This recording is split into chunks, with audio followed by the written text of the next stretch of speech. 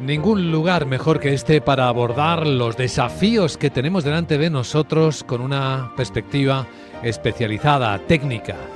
Y hoy tenemos delante de nosotros importantísimas noticias y cambios que están afectando nuestras vidas. Vamos a analizarlo con Dolores González Pastor, es directiva de Asuntos Públicos Corporativos. ¿Qué tal, Dolores? ¿Cómo estás? Buenos días. Buenos días a todos. Muy bien, muy expectante con las noticias. ¿Verdad? Hay mucho movimiento, lo vamos a comentar enseguida. Con Fernando Zunzunegui, es abogado y profesor. ¿Cómo estás, abogado? Fernando, y abogado también y profesor. También. Pues encantado, con tantos temas sobre la mesa, pues encantado de empezar la tertulia. Es algo de lo que nos enorgullecemos en esta gran tertulia de la economía, las numerosas habilidades de las personas que nos acompañan, porque Ángel Niño podía presentarle como economista, como emprendedor y ahora como concejal delegado de Innovación y Emprendimiento en el Ayuntamiento de la capital de España, de Madrid. Ángel, bienvenido. Buenos días. La verdad es que hay que empezar a decir, yo creo que no somos inteligencias artificiales, porque Eso es. la gente no nos está viendo, con lo cual somos reales. Somos reales y vamos a hablar de las noticias con opiniones fundadas, ¿no? Bueno, se ha desatado una curiosísima batalla que ya estamos analizando desde, toda la noche, ha venido sucediendo, desde el momento en el que Elon Musk, con su grupo de inversores, lanza una oferta, todo el mundo ha hecho saber que es no solicitada, por lo tanto es una oferta muy hostil sobre OpenAI, compañía que él fundó también, recordemos, Elon Musk fundó junto con Sam Altman, y acusa a Sam Altman de ser un estafador, de querer convertir lo que era un bonito proyecto, y recuerda cuál era incluso su nombre, OpenAI, código abierto para que la inteligencia artificial estuviese al alcance de todos, pues convertirlo en un negocio, en una empresa lucrativa. En un vídeo que el propio Elon Musk ha venido divulgando en su red social, pues recuerda efectivamente que lo que ellos fundaron era otra cosa y que por eso quiere sacar lo llama estafador, a Sam Altman de la operación. Bueno, decidme qué estáis observando en esta batalla, Dolores. Pues vamos a ver, yo creo que ahora mismo nadie se cree las buenas intenciones altruistas de Elon Musk con toda esta historia, ¿no? Yo creo que esta mañana, me parece lo comentaba Laura, es cierto que él se sale en un momento dado porque no es capaz de convencer a Sam Altman y al consejo de entonces de OpenAI de tener ánimo de lucro. Y cuando se sale, resulta que le dan la vuelta a la compañía y empiezan a tener ánimo de lucro. Entonces, hay dos matices que no se han comentado todavía, que yo creo que son interesantes, y es, por un lado, también declaraciones de Elon Musk hablando de cómo meter la inteligencia artificial al servicio de la defensa, y luego, si miras los accionistas que forman parte, los socios que forman parte del consorcio de Elon Musk, que están pujando, está Palantir. ¿Vale? Palantir es una compañía que yo llevo siguiendo desde el año 2012 más o menos, muy interesante. Fue quizá la primera, en aquel momento se hablaba de Big Data, no se hablaba de inteligencia artificial, sí. Pero Palantir fue uno de los primeros proveedores del gobierno de Estados Unidos, la NSA famosa, para todo el tema de análisis de datos. Y es uno de los socios de Elon Musk en esta batalla. Con lo cual, esto de que Elon Musk tiene un interés altruista cuando tiene, por un lado, una empresa de aeronáutica que puede hacer cosas para el gobierno de Estados Unidos y, por otro lado, un socio tecnológico, porque el resto son fondos de inversión que también puede tener intereses ahí, la verdad es que aleja un poco este altruismo que, por otro lado, vamos a ver si prospera o no, porque OpenAI no es una empresa de cotización en bolsa, o sea, tendría que convencer a alguien de dentro. Claro. Y Microsoft, que sería la posibilidad, ¿va a hacerlo? ¿No va a hacerlo? ¿Va a recibir presiones Microsoft del gobierno de Estados Unidos para que lo haga? Lo dejo ahí, votando. Qué buenas preguntas, Fernando. Sí, vamos a ver. Elon Musk juega en otra liga. Él tiene una visión y parece ser que a medio y largo plazo. Los demás son cortoplacistas. Entonces lo que él le viene a achacar a su socio es que sea cortoplacista, que quiera ganar dinero, cuando lo que está en juego es mucho más. Lo que quiere más es poder. Entonces quiere determinar pues cómo va a evolucionar en el mundo la inteligencia artificial, y esta es la empresa más potente y quiere mantenerla abierta. Altruismo, se puede buscar dinero, poder. Elon Musk busca poder, en este caso. ¿Es altruista eso? Bueno, en el punto de vista que lo deja abierto, pues es una estrategia que puede favorecer el desarrollo del negocio de inteligencia artificial y no se está monetizando, que es lo que quiere Sam Altman. Bueno, es una pelea entre amigos. Bueno, el desafío y la pelea es visible, ¿no? Porque Sam Altman le ha respondido en su propia red social a Elon Musk en X, en la antigua Twitter, diciéndole no gracias por la oferta, pero si quieres te compramos Twitter por 9.740 millones, que es el 10% de la oferta que le ha hecho Elon Musk, por cierto, a Sam Altman por OpenAI, Ángel. Bueno, y además del 10% es el 25% de lo que pagó Elon Musk por X, con lo cual sería unas minusvalías bastante grandes. Detalle importante. Sí, yo creo que estamos en un momento en el que Elon Musk tiene que jugar sus cartas muy bien. Evidentemente es un genio del marketing, eso es algo que todos sabemos que hace muy bien. Él hace algo y lo comunica incluso antes de hacerlo para que ver las reacciones. Pero yo creo que aquí Elon Musk tiene un poco, como decían el otro día en un consejo de administración, cuando hay hormona no manda neurona. Y os voy a explicar por qué. Hace 2 o 3 semanas Sam Altman estaba en la foto de Stargate y Elon Musk no. Y dicen por ahí que se enfadó muchísimo porque Elon Musk no sabía que eso iba a pasar, que esa foto iba a pasar. Se le excluyó en este caso por parte de Donald Trump. También es sonado que él y Donald Trump tienen enérgicas disputas internas respecto a muchos temas. Por tanto, yo creo que Elon Musk, que es una persona tremendamente inteligente, sabe perfectamente que si consigue el control de OpenAI, que es la empresa más grande, evidentemente, de inteligencia artificial de Estados Unidos, sabe que se va a tener que entender sí o sí, en este caso, con Donald Trump. Nos encontramos en un momento en el que efectivamente abrir el código de la inteligencia artificial, en esa parte yo creo que Elon Musk tiene razón, creo que sería bueno para la compañía, porque sobre todo muchas compañías chinas lo tienen abierto y están captando muchos desarrolladores que están utilizándolas como base. Como DeepSeek. Efectivamente, como DeepSeek. Pero sí que es cierto que el control de OpenAI le va a costar un poco más que el control de Twitter. Estaba mirando los miembros del Consejo de Administración, que son los que tienen que al final votar favorablemente. Puede que tenga un par de aliados que se puedan cambiar de bando, pero creo que la mayoría lo va a tener complicado. No obstante, efectivamente, yo creo que, como bien indicaban mis compañeros, esto no es una batalla por el presente, es una batalla por el futuro. Es decir, la inteligencia artificial que salga de OpenAI, de momento, hoy a lo mejor sale una startup nueva en Estados Unidos, es posiblemente la que controlará casi todos los dispositivos que tendremos de aquí a los 5 próximos años. Desde el punto de vista financiero tiene enormes dificultades, lo comentaba Dolores. Esto no es una sociedad cotizada. Y aparte que la parte que ha creado Sam Altman para monetizar, para sacar dinero, es una filial, bueno, si se puede llamar así, de lo que es la fundación. Ni siquiera sabemos el valor de mercado. Esto es uno de los grandes problemas y que le acusa a Elon Musk, a Sam Altman, que está llevando a su parte privada un valor desconocido. Y lo primero que está pidiendo es que se valore la fundación. Luego estamos en que se está haciendo una oferta pública de adquisición de acciones que no cotizan, de una filial, de algún modo, de una fundación y que además no tiene valor de mercado. Entraña enormes dificultades. Esto está, como dice Ángel, entre personas. Es decir, ¿cuántas personas del Consejo de Administración de esa sociedad que ha creado para ánimo de lucro Sam Altman están de acuerdo con vender a Elon Musk? Yo insisto en que la clave puede ser Microsoft. Porque Microsoft, sí, porque es un accionista, bueno, es el accionista de referencia con el que además Sam Altman gestionó todo aquel lío que hubo de los consejos que le echaron, pero luego volvió a través de Microsoft como accionista dominical importante en la central, ¿no? En la matriz de OpenAI. Y claro, Musk hace esta OPA hostil, como queramos llamarlo, hacia la matriz, que es la sociedad sin ánimo de lucro. Por eso él tiene que justificar sus buenas intenciones altruistas, pero la filial, que es la que tiene ánimo de lucro, es la que quizá a Elon Musk le interesa que no se oriente ese ánimo de lucro a la sociedad civil, a empresas, ¿no? A cosas que puedan monetizar en ese sentido, sino al gobierno de Estados Unidos y a temas de defensa, donde él también tiene sus propios intereses. Entonces, yo creo que hay que verlo también en clave geopolítica, pero no solo por la carrera de la inteligencia artificial, sino por las ventajas competitivas en defensa y qué consorcios intervienen en la defensa de Estados Unidos, en este caso. ¿Cómo debe jugar Europa en este juego, Ángel? Porque estamos con una cumbre de la IA ahí en París, muy cerca de aquí. Pues mira, yo es que hace un año más o menos, ya ni lo recuerdo perfectamente, salían todos los miembros del Consejo Europeo diciendo que éramos líderes en la regulación de inteligencia artificial y que por eso íbamos a ser los referentes de los diferentes países en la regulación de la inteligencia artificial.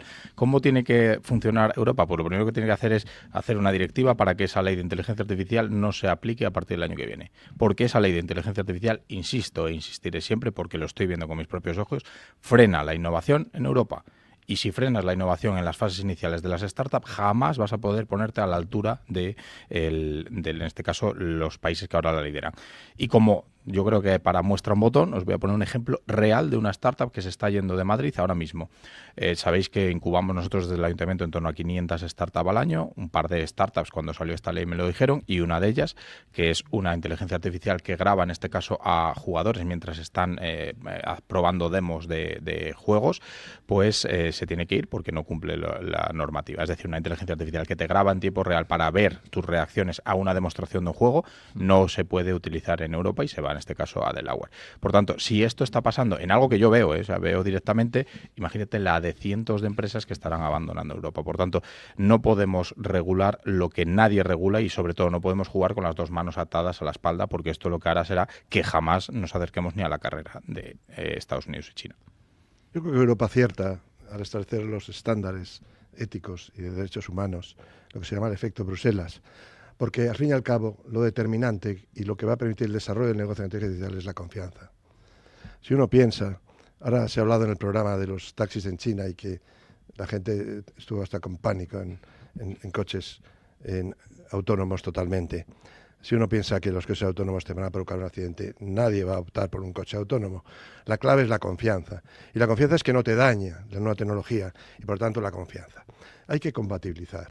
Es decir, las medidas adoptadas en Europa son las adecuadas y establecer los estándares globales para la inteligencia artificial, para la protección de datos, ya lo ha hecho, en Open Banking también lo ha hecho Europa, es un acierto. Pero viene la burocracia. Y de hecho Macron ayer, cuando presentó esta cumbre europea, insistió en la simplificación normativa. Es decir, ese exceso de burocracia. Eso es lo que ahoga a las empresas. Unos principios claros de defensa de derechos humanos, de protección de datos, son claves. Y además es ganador esa apuesta a medio plazo, porque cuando se empiece a crear desconfianza hasta estos sistemas, donde se va a acudir es aquello que ayuda a la gente, le da confianza, y esos son unos estándares globales que Europa se ha anticipado con acierto. Yo soy un poco más escéptica porque, a ver, el tema de los estándares está muy bien si los cumple todo el mundo. Pero ¿qué sucede si hay una asimetría importante y en Europa se obligan y se cumplen y en otras zonas del mundo no? Es más, ¿qué sucede si además en otras zonas del mundo se desarrollan sistemas mucho más efectivos y eficientes? Y yo me acuerdo, hablando de la confianza, cuando surgió el webmail, o sea, las cuentas de Google, de Yahoo en aquel momento. Y había un argumento de las empresas de telecomunicaciones que en ese momento te vendían el alojamiento y te vendían una cuenta de correo propia, ¿no? Con telefónica.net, por ejemplo, donde justamente se hablaba de la confianza que te daban las telecos. Pero ¿qué sucedía? Que era mucho más práctico y tenía mucha más llegada y además era gratuito el webmail. Con lo cual, al final, prevalece lo que te soluciona y lo que te resuelve. Por muchos estándares que haya, no te digo ya si encima tienes sin ninguna barrera de entrada aplicaciones en Internet de otros sitios. Yo ahora mismo tengo instalado ChatGPT, la versión de pago, el DeepSeek y Perplexity. Tengo las tres, cada una me sirve para una cosa, algunas las comparo y la verdad es que hay pocas diferencias, ¿no? Bueno, Perplexity quizá está más especializado en búsqueda de fuentes, pero... Solo un pequeño matiz, es decir, la ley de protección de datos se instaló en Europa y de aquella recuerdo perfectamente, yo estaba en el ámbito privado, que muchas empresas tuvimos que o venderlas a estadounidenses o directamente cerrarlas porque impedía nuestro modelo de negocio. Esas empresas a día de hoy siguen operando pero con capital americano. todas las redes sociales incumplen sistemáticamente la ley de protección de datos, pero damos nuestro consentimiento explícito. Es lo mismo que va a pasar con la inteligencia artificial. Si tú vas a tener una inteligencia artificial desarrollada en China o en Estados Unidos, porque en Europa no se puede desarrollar, pero que a ti te soluciona un problema, y te puedo decir cualquiera de los problemas que puede solucionar la inteligencia artificial, vas a dar tu consentimiento explícito. Y lo que dicen, en este caso la ley dice, no, es que no van a poder operar herramientas en Europa que no sean entrenadas con datos europeos.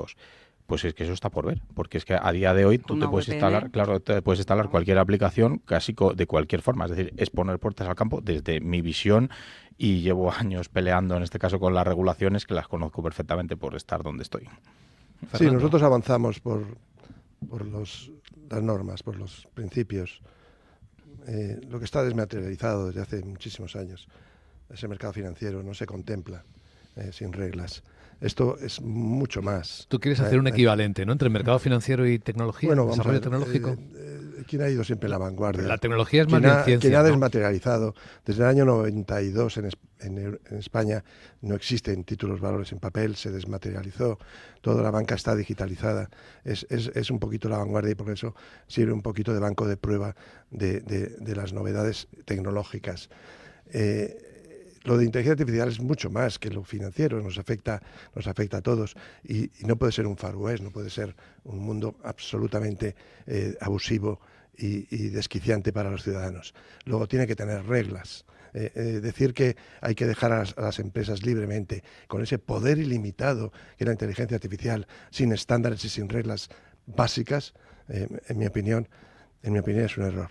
Vamos a hacer una prueba, porque decía DeepSeek, Dolores, muchas personas, cuando han ido a descargarse DeepSeek, han dicho, esto es chino, no lo descargo, porque no me da confianza. Eso es lo que tiene Europa, la confianza, y lo que no tiene China. De China desconfiamos. Es difícil que tengan empresas globales, desde el punto de vista que sabemos que el Partido Comunista Chino va a manipular y utilizar nuestros datos para atacarnos. Ángel. Sin embargo, tenemos TikTok, que es la red social que ha crecido más rápido en los últimos 5 años, y es China. Y casi todos los jóvenes de menos de 25 o 30 años lo tienen instalado en Europa. Bueno, y diremos algo más que ha ocurrido en los últimos días. Perplexity, que es una empresa americana con capital de Jeff Bezos, entre otros inversores, ha incorporado como motor también de inteligencia artificial DeepSeek, y de hecho está invitando a sus usuarios, corrígeme Dolores, a que lo prueben y lo utilicen. Sí. A mí hay un tema en todo esto y en el papel de Europa que me llama la atención. O sea, se han hecho anuncios de gobiernos diciendo que van a invertir en inteligencia artificial, pero ¿esto qué es? O sea, vamos a ver, o sea, si necesitamos capitales, que sea para otra cosa y no para competir con OpenAI ni con DeepSeek desde gobiernos. Yo no lo veo. O sea, yo lo que sí veo es utilizar esos capitales de modo inteligente, como decía Draghi, y fomentar, por ejemplo, la electrificación para que los centros de datos estén aquí en Europa. Porque si los centros de datos están aquí en Europa, tienes mucho más control sobre la confianza y sobre los estándares que simplemente una norma escrita que se aprueba en... Sí, los hechos te lo han dicho. Cuando Amazon compra una pequeña central nuclear para colocarla para colocar un centro de datos junto a esa central nuclear, pues te está dando las pistas de por dónde vienen las cosas, ¿no? Y por cierto, en España, que sepamos que la Comunidad de Madrid, donde se querían instalar muchos centros de datos, no va a poder tener esos centros de datos porque el Gobierno central nos limita la energía eléctrica y por tanto no da nuevas licencias para esos centros de datos. Esos centros de datos que se vayan a otras comunidades de España me parece genial, no me importa. O sea, al final yo trabajo para los madrileños, pero pienso en el interés del país. El problema es cuando se empiecen a decidir ir a Marruecos. Ahí ya sí que vamos a tener un problema, porque desde ahí se puede servir perfectamente al sur de Europa. Entonces, yo creo que hay que hacer un esfuerzo en el tema de energía, desde luego que sí, estoy con Dolores en eso. Ayer Macron anunció, von der Leyen va a anunciar ya la estrategia europea, pero anunció que 60 empresas europeas van a hacer proyectos conjuntos de inteligencia artificial, aparte de dar más de 100.000 millones ya a los propios franceses a este proyecto. Se está haciendo algo. Yo creo que tenemos en la mesa a alguien que tiene un poder como concejal del Ayuntamiento de Madrid, con 1.000 millones de presupuesto. Vamos un poquito a España y a lo más cercano. ¿Se puede hacer algo desde España y de las administraciones públicas para la inteligencia artificial? Le preguntaría a Ángel. Desde luego que sí. De hecho, nosotros ya abrimos el primer centro de inteligencia artificial público hace 2 años, buscando en este caso la divulgación y reducir esa brecha digital, pero claro que se puede hacer. Yo creo que es, aparte de la regulación, que yo no vamos a volver a ese debate, creo que es muy sencillo de entender que si tú quieres que un país avance en la tecnología que va a determinar el futuro, lo que tienes es que fomentar eso.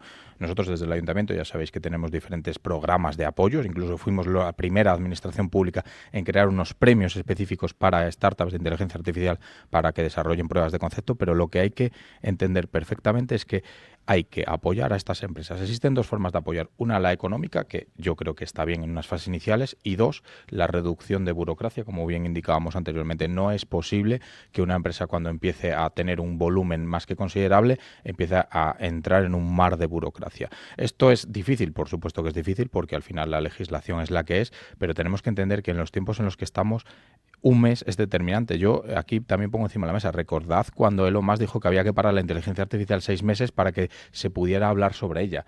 Nada más estaba buscando que su empresa, que iba retrasada, le comiera terreno a OpenAI. Por tanto, es algo que se puede intentar. Sí, o sea, yo creo que se puede intentar, se puede hacer, pero en línea contraria, y de verdad, esto insisto que parezco muy liberal y el Far West, pero es que yo ya viví este debate, y vosotros los que estamos en esta mesa, recordad el debate en el año 2000 aproximadamente, o incluso antes, cuando muchos partidos políticos europeos decían que Internet tenía que estar regulado porque era un sitio para criminales. Entonces, este debate ya existió con Internet.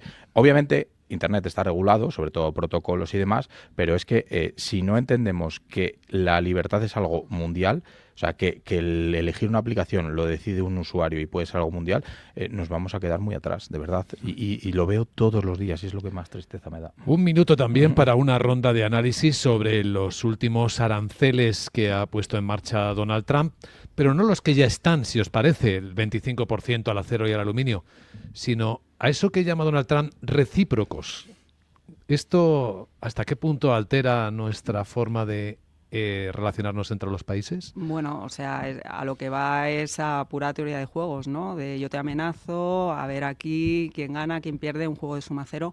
Es súper interesante, si alguien no lo ha leído todavía, la entrevista que le hacen a Enrico Letta, ayer me parece que salió, justamente hablando Enrico Letta de la necesidad de que Europa haga un frente unido y no se meta en los temas nacionalistas, porque lo que va a conseguir Donald Trump con este juego recíproco donde es dividir y es, oye, Bulgaria entra y puedo negociar, entonces ya no hay un frente común europeo y entonces esto se convierte en un mercado persa donde no hay un frente común en Europa, que es lo que nos da la fortaleza. Queramos o no queramos, tendremos que renunciar a parte de la soberanía nacional en pro de la Unión Europea, es algo que tendremos que asumir si queremos ganar la batalla a largo plazo. Fernando. Sí, acierta, Letta, totalmente. Lo que pasa es que cuando hay aranceles afecta a grupos empresariales muy potentes y van a sus gobiernos a pedir una negociación bilateral y que les resuelvan lo suyo. Reciprocidad es lo que ocurre con los aranceles. Si tú me pones, yo te pongo. Entonces, bueno, y eso lleva a la inflación y eso es malo para todos. Bueno, es un empresario metido a político y está acostumbrado a hacer este tipo de amenazas. Amenazas, y ahora como tiene poder las aplica, pero dice que da siempre unas semanas de plazo para renegociarlo. Ya hubo exenciones en la anterior etapa a los principales exportadores de acero, México, Canadá y Brasil, y ahora volverá a haber exenciones. Lo que pasa es que, como dice Dolores, busca una negociación bilateral donde se mueve mejor. Pues cuidado con eso, porque hay también un análisis muy interesante de a qué se ha debido el crecimiento de la economía española desde la pandemia. Y si tú coges, no desde el principio de la pandemia, que es verdad que hubo mucho gasto público y ahí hay parte del crecimiento por inversión pública, básicamente, pero coges los últimos años y básicamente es por las exportaciones. Entonces, ahora menos, ahora vamos están a ver menos. Qué papel tiene este gobierno en la relación con Estados Unidos si vamos a un escenario de negociación bilateral, que no sé si nos sigue metiendo en los BRIC, además, este señor, cuando es tan fácil revertir el crecimiento de España simplemente cargándote las exportaciones. Porque el consumo está plano, ¿eh? O sea, lo de que las familias no consumen, que el consumo tal, eso es un hecho. Y ha sido llamativo que Ursula von der Leyen, no ha sido Christine Lagarde, la presidenta del BCE, dijera en las últimas horas, pero ¿por qué no consumen las familias? Si el empleo está bien, si las expectativas no son malas, ¿por qué la gente está retraída? Ángel. Bueno, pues que efectivamente los datos macro acompañan a países como España, pero la realidad es que con la subida de la inflación en diferentes ámbitos, las familias no han ganado poder adquisitivo. Es decir, en España en los últimos 5 años se han subido 60 impuestos. O sea, si tú coges la matriz de recaudación del Estado, estamos en máximos históricos de recaudación. Eso, evidentemente, es dinero que se detrae de los bolsillos de todos los españoles. Y, en segundo lugar, la inflación ha hecho que precios que tú en el 2019 veías como precios normales, ahora en algunos casos están muy, muy por arriba, sobre todo lo que tiene que ver con el ámbito de la hostelería y el turismo. Es decir, al final, España ahora somos líderes en turismo, eso está muy bien, pero eso también ha subido los precios. Luego, el mayor gasto que tiene una familia, que es la vivienda, pues por desgracia nos encontramos en un problema de vivienda bastante grande. Las inversiones, pues son lo que son. Entonces, yo creo que ese es el problema, que pese a que los datos macro están bien, si nos vamos al dato micro de las familias, no han ganado poder adquisitivo en los últimos 5 años. Sí, aunque hay un gráfico circulando por las redes muy curioso que demuestra cómo la riqueza de las familias españolas, comparada con las francesas o las alemanas, pues es más alto incluso que las alemanas, precisamente por el efecto vivienda. Como somos propietarios, claro, quienes tienen vivienda pero, hacen que el país sea más rico. Generacionalmente. Pero esa es nuestra generación, efectivamente. Es decir, una generación de 40 para arriba tiene vivienda, baja de 40 para abajo. Sí, hay una brecha generacional ahí en la riqueza, precisamente si metes quien tiene vivienda en propiedad, que igual no es un activo líquido, pero computa en tu patrimonio. Es que no es un activo líquido, es un efecto riqueza. Luego tiene un poquito de trampa, es decir, porque eso vives ahí, no vas a realizarlo. No. Bueno, siempre puedes hipotecarlo, ¿no? Y puedes hipoteca inversa, por ejemplo. Inversa, que para una generación que se jubila puede ser una opción. Si hubiera buenas condiciones estaría bien. Sí, los herederos van a estar encantados. Sí. La gran tertulia de la economía. Hemos abordado los temas más importantes que nos trae la actualidad de este martes 11 de febrero, con Ángel Niño, con Fernando Zunzunegui, con Dolores González Pastor. Gracias por acompañarnos, que vaya el día lo mejor posible. Igualmente. Gracias.